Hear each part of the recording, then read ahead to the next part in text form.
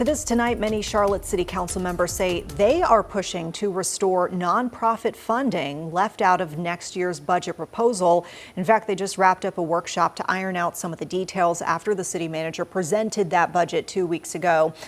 WCNC Charlotte's Julie Kay is joining us live from the Government Center right now. So, Julie, we understand this was council's chance to propose their own changes, and it sounds like they have a few things that they want to talk about.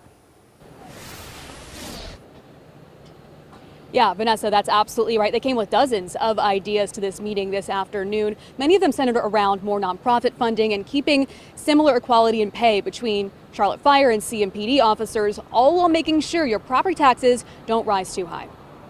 Safe Alliance works around the clock to keep survivors safe.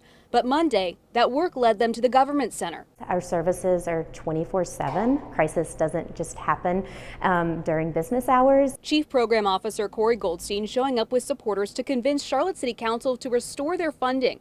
The nonprofit received nearly $400,000 last year. In next year's proposal, they received nothing. We are a lifeline for a lot of survivors that are reaching out and seeking support and giving them alternatives to complement the long legal process. City Manager Marcus Jones proposed $4.5 billion budget plan includes a property tax increase of 1.89 cents. For the average homeowner, that's about $5.71 extra per month.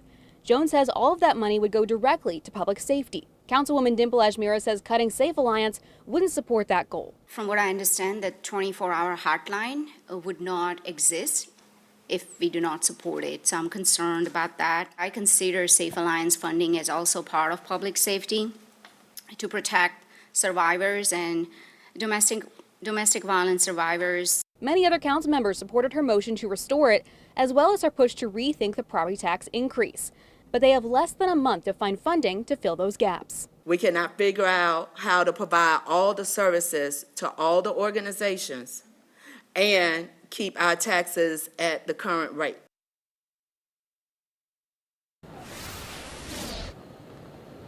Now, the next step in this process is a straw vote on some of the proposed amendments that you heard about today. The final budget vote is scheduled for June 8th. Live in Uptown, Julie Kay, WCNC Charlotte.